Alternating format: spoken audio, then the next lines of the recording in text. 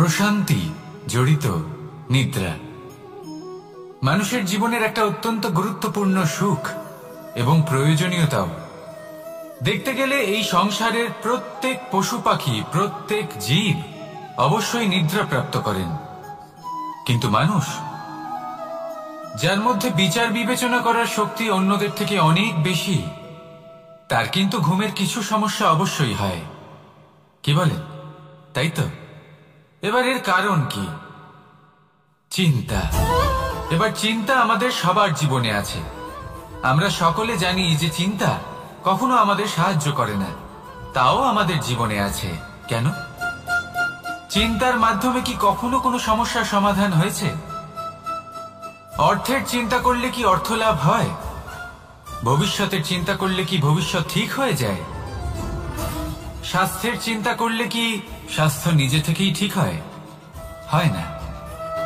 তাহলে এই সব কিছু থেকে আমাদের একটা ছোট্ট শিক্ষা অবশ্যই লাভ করা উচিত। আপনিও আপনার কাঁধ থেকে চিন্তার এই বোঝা নামিয়ে ফেলুন।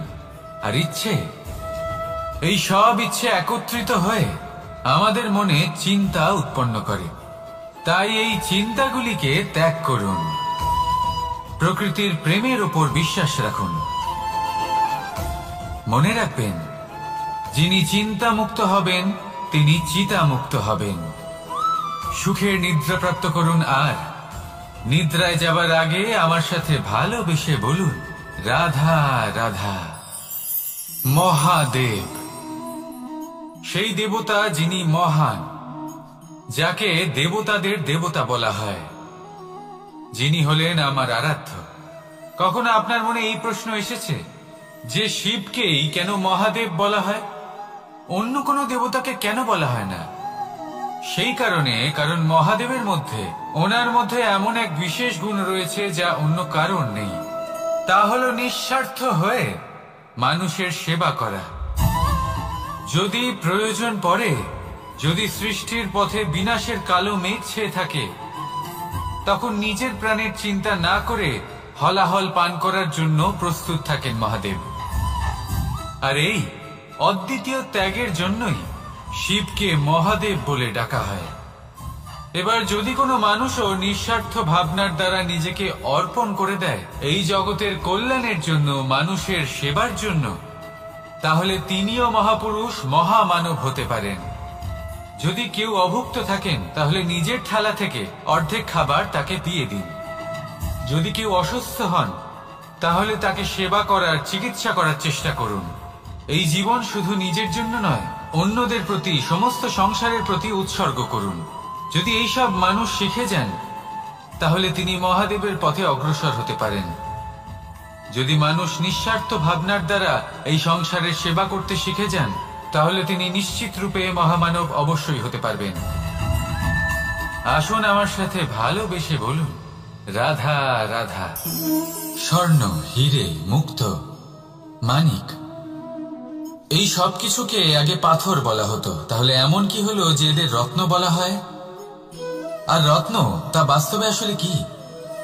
এটা হলো সেই পাথর যাকে আগে আগুনের তাপ সহ্য করতে হয়েছে, পরখ করা হয়েছে, যাচাই করা হয়েছে, এদের কাটার চেষ্টা করা হয়েছে, কিন্তু তারা কখনোই নষ্ট হয়নি, বরং তারা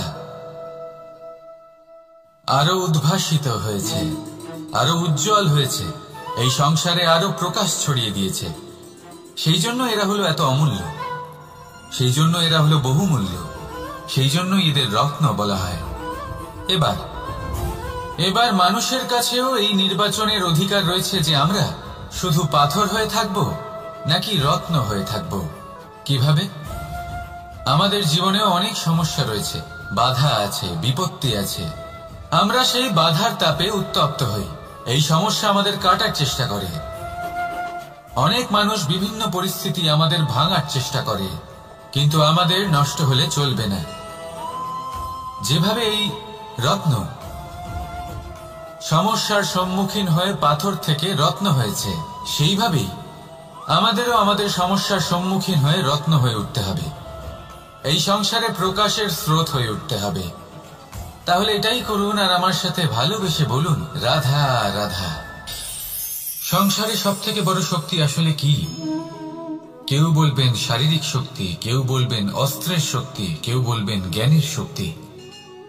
ঠিক আছে, কিন্তু যদি আমি বলি সংসারের সব থেকে বড় শক্তি হল শক্তি কোনো এক তথ্যের, আগে হ্যাঁ, তথ্য। এই তথ্য নিজেই কিন্তু খুব শক্তিশালী, অত্যন্ত শক্তিশালী অস্ত্র হলো এই তথ্য।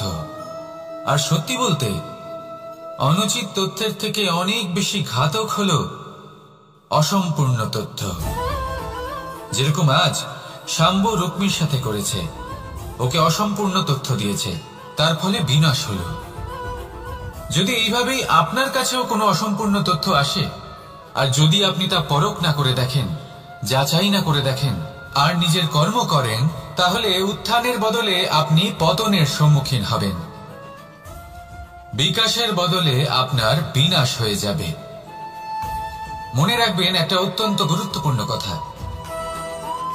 সঠিক তথ্য পাওয়া সঠিক তথ্য দেওয়ার থেকে অনেক বেশি গুরুত্বপূর্ণ। আশা করি এই কথা আপনি বুঝেছেন। জীবনে যখনই কোনো তথ্য আপনি পাবেন, সেই বিষয়ে ভেবে দেখুন, পরখ করে দেখুন, যাচাই করুন, তারপর নিজের কর্ম করুন।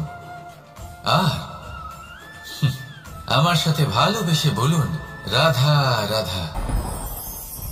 ধর্ম এবং প্রেম, এই দুই হলো একই মুদ্রার দুই পিঠ। যদি এদের মধ্যে কোনোটা নষ্ট হয়ে যায়, তাহলে দ্বিতীয়টাও থাকে না। কখনো ভেবেছেন এমন কেন হয়? তার জন্য আগে আপনাকে বুঝতে হবে যে ধর্ম আসলে কি।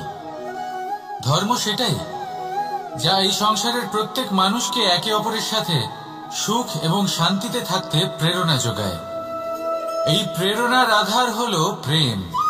প্রেম সেটাই যা আপনার মধ্যে অন্য কারোর প্রতি করুণাবোধ জাগিয়ে তোলে, সম্মান জাগিয়ে তোলে। এবার যদি প্রেম চলে যায়, তাহলে সবার আগে বিনাশ হবে সম্মান আর করুণাবোধের। এবার যেখানে না প্রেম রয়েছে, না সম্মান রয়েছে, না করুণা রয়েছে, সেখানে ধর্ম কিভাবে বাস করবে? অশুভ ইচ্ছে জাগ্রত হয়ে ওঠে, ক্রোধ জাগ্রত হয়ে ওঠে, অহংকার জাগ্রত হয়ে ওঠে, আর তারপর আরম্ভ হয় অধর্মের। তাই যা যা ভাবনা আপনার অন্তরে প্রবেশ করছে, করতে দিন, কিন্তু যাই হোক না কেন, এই প্রেমকে নিজের থেকে দূরে যেতে দেবেন না।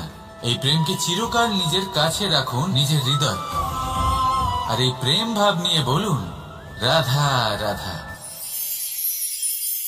মানুষের জীবনে উন্নতি লাভ করার জন্য তিনটি স্তম্ভের প্রয়োজন হয়।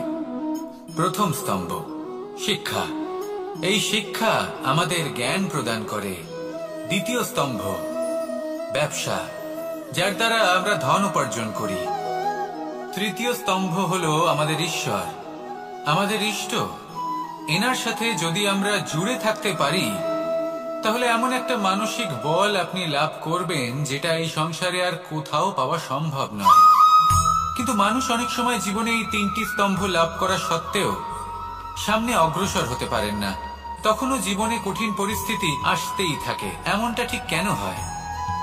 কারণ সে জীবনে এই তিনটি স্তম্ভ লাভ করে নেয়, জীবনে প্রয়োগও করে, কিন্তু তার ভিতের কথা সে ভুলেই যায়। যেমন প্রথম স্তম্ভ অর্থাৎ শিক্ষা। এই শিক্ষার আধার হলো শুভ চেতনা। যদি অন্তরে শুভ চেতনা না থাকে, তাহলে এই শিক্ষার কোনো গুরুত্ব থাকে না। দ্বিতীয় স্তম্ভ ব্যবসা। পরিশ্রম করে উপার্জন করতে হবে, এই কথাটা আমরা সবাই জানি এবং সবাই চেষ্টাও করি।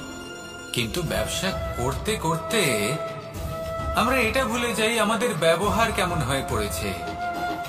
এই ব্যবহার যদি শুভ হয়, তাহলে আমাদের উপার্জন আস্তে আস্তে একটা স্থির জায়গায় এসে পৌঁছবে। এবং তৃতীয় স্তম্ভ আমাদের ভগবান। যদি ওনার স্মরণে আপনি যেতে চান, তাহলে তার পূর্বে নিজের মা বাবাকে সেবা করুন, তাদের যত্ন করুন, তাদেরকে ভালোবাসুন, কারণ ওনারাই হলেন এই সংসারে আপনার সব থেকে বড় ইষ্ট। তাহলে তিন স্তম্ভের সাথে সাথে তাদের আধারকেও নিজের জীবনে প্রাধান্য দিন। কোনো সমস্যা আসবে না, জীবনে একের পর এক উন্নতি করবেন এবং এই মন প্রসন্ন হয়ে বলবে, রাধা রাধা। সুখ, দুঃখ এবং শক্তি, এই তিন হলো এই সংসারের ত্রিদেবের মতো।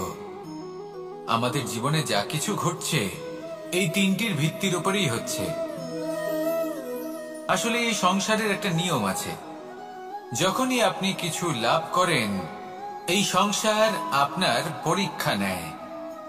এটা জানার জন্য আপনার পরীক্ষা নেয় যে আপনি যা কিছুই লাভ করেছেন আপনি কি আদৌ সেটার যোগ্য কিনা। ঠিক সেইভাবেই এই সুখ, দুঃখ এবং শক্তি আপনার পরীক্ষা নিয়ে থাকে। যখন সুখ আসে তখন সে আপনার পরীক্ষা নেয় যে আপনার মধ্যে অহংবোধ জাগ্রত হয়নি তো। যদি অহংবোধ চলে আসে তাহলে সুখ সেখানেই সঙ্গ ত্যাগ করে। দুঃখ আপনার ধৈর্যের পরীক্ষা নিতে থাকে, আর যদি আপনার মধ্যে ধৈর্য না থাকে তাহলে এটা আপনাকে আরো বেশি দুঃখের গভীর অন্ধকারে ঠেলে দেবে। সেখানে শক্তি পরীক্ষা নেয় আপনার বিনম্রতার।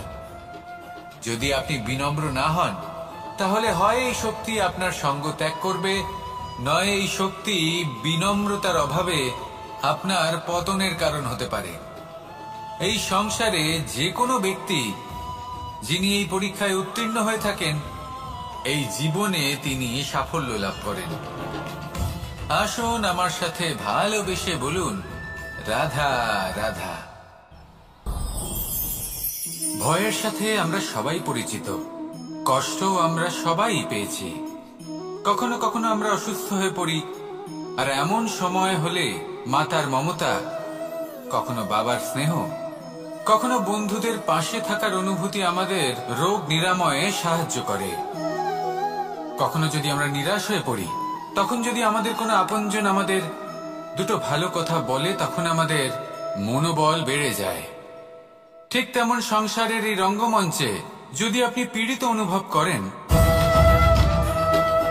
কিছু শুভ কথা আলোচনা করুন, কিছু স্তুতি গান করুন, কিছু মুহূর্তের জন্য হলেও নিজের ইষ্টদেবের কথা স্মরণ করুন আর প্রার্থনা করুন।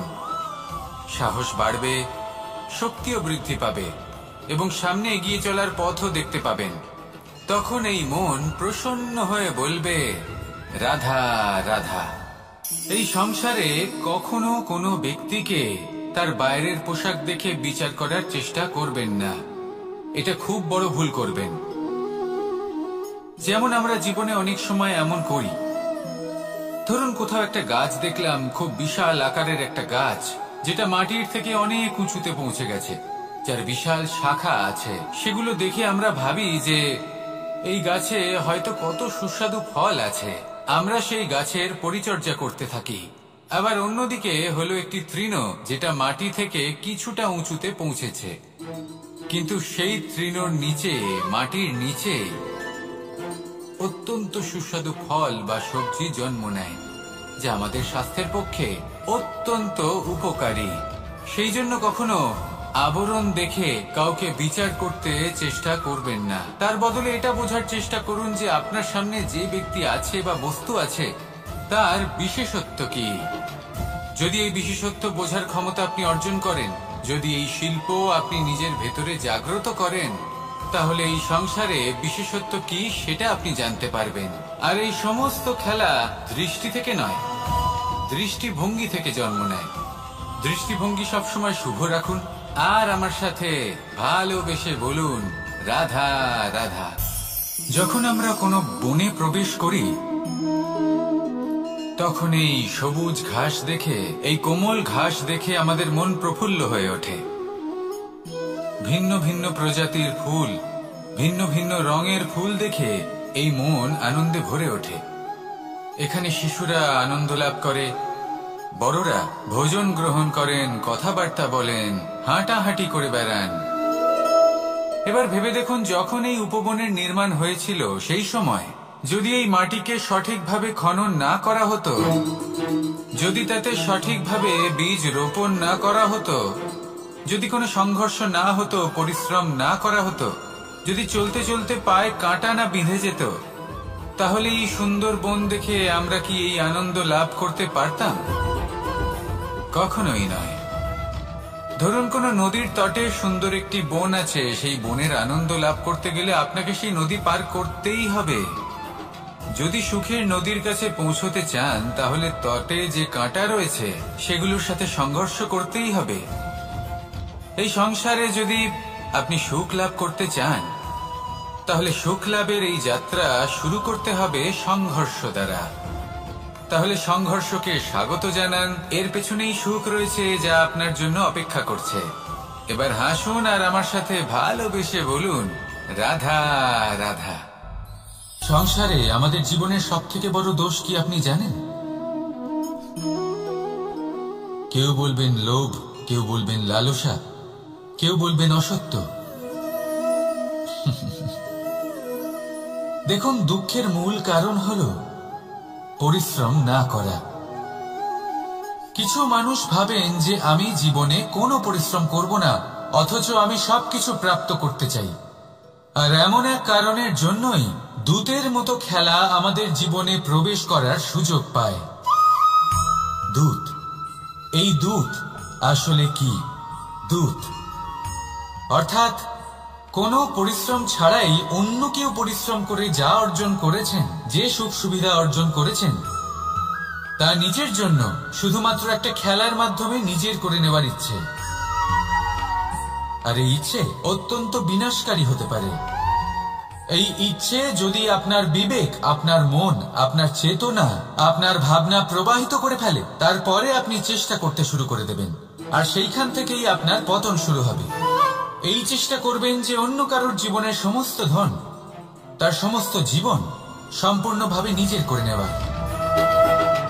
কারণ প্রথমে আশা জাগ্রত হয়, আর এই আশা হতাশায় পরিণত হতে সময় লাগে না। এই হতাশা কুণ্ঠায় পরিণত হতে সময় লাগে না, কুণ্ঠা লোভে পরিণত হতে সময় লাগে না, আর এই লোভ প্রতিশোধ স্পৃহাতে পরিণত হতে সময় লাগে না। আর যখন এই সব কিছু হয়, আপনি দুষ্ট হয়ে যান। আর সবাই জানেন যে প্রত্যেক দুষ্ট ব্যক্তির পতন হলো অবশ্যম্ভাবী। তাই নিজেকে দূতের থেকে দূরে রাখুন আর পরিশ্রমকে নিজের কাছে টেনে নিন। জীবনে আপনার যা যা স্বপ্ন রয়েছে, যা আপনি করতে চান, শুধুই পরিশ্রম দ্বারা অর্জন করুন। তাহলে তাই করুন আর আমার সাথে ভালোবেসে বলুন, রাধা রাধা। জীবনে কিছু শেখা অত্যন্ত গুরুত্বপূর্ণ। এবার কি কি শিখতে হবে সেই সব শেখানোর জন্য অনেক শিক্ষক রয়েছেন, কিন্তু কি শিখবেন না আর কি করবেন না, এটা আমাদের নিজের অভিজ্ঞতা দিয়ে শিখতে হয়। কিন্তু তার মানে এটা নয় যে যদি আপনাকে শিখতে হয় যে আগুনের তাপ কতটা, আপনাকে আগুনের মধ্যে হাত দিতে হবে। না, অন্য কারোর অভিজ্ঞতা দ্বারাও শিখতে পারেন। প্রশ্ন শুধুমাত্র একটাই যে আপনি কি শিখতে চান নাকি চান না। যদি আপনি এটাই ভাবেন যে আমি শুধুই নিজের অভিজ্ঞতা দ্বারাই শিখতে চাই, তাহলে জীবনকাল ছোট মনে হবে, অনেক কিছুই শিখতে পারবেন না। তাই নিজের সাথে সাথে বড়দের অভিজ্ঞতা দ্বারাও শেখা শুরু করে দিন। এই সংসারের অভিজ্ঞতা দ্বারা শিখতে শুরু করে দিন। আর এটা নিশ্চিত রূপে শেখা আবশ্যক যে কখন কি করবেন না, কোথায় থামতে হবে আর কোথায় থামবেন না। তাহলে আসুন আর আমার সাথে ভালোবেসে বলুন, রাধা রাধা। ভোজন। এবার ভোজন সংগ্রহ করার জন্য মানুষ কি না করেন, সব সময় চেষ্টা করতে থাকেন। ফসল উৎপাদনের জন্য অনেক পরিশ্রম করতে থাকেন, কিন্তু অনেক সময় অনেক পরিশ্রম করার পরেও ফসল ভালো উৎপাদন হয় না। এর কারণ কি? কারণ হলো এটাই যে আপনি পরিশ্রম হয়তো অনেক করেছেন, কিন্তু আপনার নজর তো সেই বীজের দিকে ছিলই না যা আপনি রোপণ করেছেন। সেই জন্য সব সময় কোনো বীজ রোপণ করার আগে তাকে পরখ করে দেখুন, তা অত্যন্ত আবশ্যক। আর সেইভাবেই যখনই কোনো কর্মের প্রশ্ন আসে, তাহলে সেখানে শুধুমাত্র পরিশ্রম যথেষ্ট নয়। সেই কাজের প্রতি আপনার কর্তব্য কি, আপনার উদ্দেশ্য কি, সেটা জানা হলো অত্যন্ত গুরুত্বপূর্ণ। তাই কর্ম করুন, কিন্তু সেই কর্মের প্রতি আপনার যা উদ্দেশ্য তার মাহাত্ম্য বুঝতে চেষ্টা করুন। তাহলে আসুন আমার সাথে ভালোবেসে বলুন, রাধা রাধা।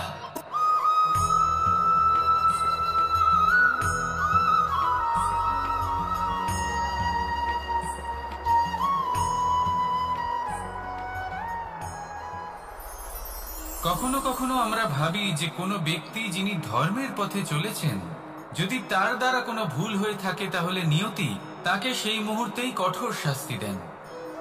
কিন্তু সেই সব মানুষ যারা সংসারের সবথেকে বড় অধর্মী, বহু নিকৃষ্ট মানের কাজ করেন, তাদের নিয়তি অনেক সুযোগ দেন। তাদের নিয়তি এরকম কঠোর প্রহার করেন না। এই ভাবনা কখনো না কখনো মনে আসেই। ভেবে দেখুন কেন? আসলে জীবনকে বেশিরভাগ মানুষ একভাবেই দেখে থাকেন, বিভিন্ন স্তরে একে দেখা উচিত। এবার আপনি বলুন, এই সংসারে কোনো অধর্মী কখনো প্রেরণার উৎস হতে পারেন? কখনোই নয়। যে মানুষ নিজের আত্মাকে মলিন করে ফেলেছেন, তিনি এই সংসারকে কিভাবে প্রেরণা যোগাবেন? উনি নিজেই বুঝতে পারেন না কোনটা করা উচিত, ধর্ম কোনটা। তাই নিয়তি তাকে একটা সুযোগ দেন, এটা বোঝার সুযোগ দেন যে কোনটা উচিত, কোনটা ধর্ম। সুযোগ দেন নিজের বিবেক জাগিয়ে তোলার, তাকে সুযোগ দেন নিজের অন্তরাত্মার ডাক শোনার। যখন তাতেও কাজ হয় না, তখন নিয়তির কাছে একটাই পথ বাকি থাকে, আর তা হল মহাবিনাশ। মহাবিনাশ হয়তো দেরিতেই আসতে পারে, কিন্তু তা অবশ্যই আসবে। আর যখন মহাবিনাশ আসে, তখন মহাবিনাশের যন্ত্রণা সমগ্র মানব জীবনের যন্ত্রণার থেকে অনেক বেশি হয়। এই কথাটা সবসময় মনে রাখবেন। আর অন্যদিকে যে মানুষ ধর্মের পথে চলছেন, তার দ্বারা যদি কোনো ভুল হয়ে থাকে, তখন নিয়তি তার পরীক্ষা নেন। কিছুক্ষণের জন্য মানুষের মনে হতে পারে নিয়তি তাকে কঠোর শাস্তি দিয়েছেন, কিন্তু সময়ের সাথে আমরা সবাই দেখি যে যখন সেই মানুষ সেই পরীক্ষায় উত্তীর্ণ হন, এই সমস্ত সংসারের জন্য প্রেরণার উৎস হয়ে ওঠেন। অর্থাৎ নিয়তি প্রত্যেক মানুষকে তার কর্ম অনুসারে উচিত ফলও দেন, উচিত শাস্তিও দেন। পার্থক্য হলো শুধুমাত্র সময় আর আপনার দৃষ্টিভঙ্গি। তাই ধর্মের পথে চলুন আর আমার সাথে ভালোবেসে বলুন, রাধা রাধা। দ্বিধাবোধ। অনেক সময় আমরা জীবনে সেই বাঁকে এসে পৌঁছই যেখানে আমরা বুঝতেই পারি না যে এবার কোন দিক নির্বাচন করা উচিত। কখনো এদিকে যাওয়া উচিত মনে হয়, কখনো ওদিকে যাওয়া উচিত মনে হয়, কখনো দুদিকেই যাওয়া প্রয়োজনীয় বলে মনে হয়, কিন্তু তা তো সম্ভব নয়। কখনো কখনো এটা মনে হয় যে এখানেই থেমে যাওয়া ভালো, কোথাও না যাওয়াই শ্রেয়। এবার একেই তো দ্বিধাবোধ বলে। সংসারে এমন কোনো দ্বিধা নেই যার সমাধান সম্ভব নয়। এই দ্বিধাবোধ স্বাভাবিক। আর আপনার এই দ্বিধাকে আমি একটু সরল করে দিই। দ্বিধাগ্রস্ত হয়ে নির্বাচন করলে তখন এটা মাথায় নিয়ে করবেন যে আপনার এই নির্বাচনের ফলে এই সংসারের ওপর, এই সমাজের ওপর কি প্রভাব পড়তে পারে। নিজের লাভ ক্ষতির বিষয়ে ভাবা ছেড়ে দিন আর কর্ম করুন সংসারের মঙ্গলের জন্য, আগামী প্রজন্মের মঙ্গলের জন্য। ভাবুন আপনার এই নির্বাচনের জন্য কিভাবে তাদের জীবনের উদ্ধার সম্ভব। কারণ এই ভাবনাই হলো উচিত ভাবনা। কারণ অনেক সময় ওষুধ একটু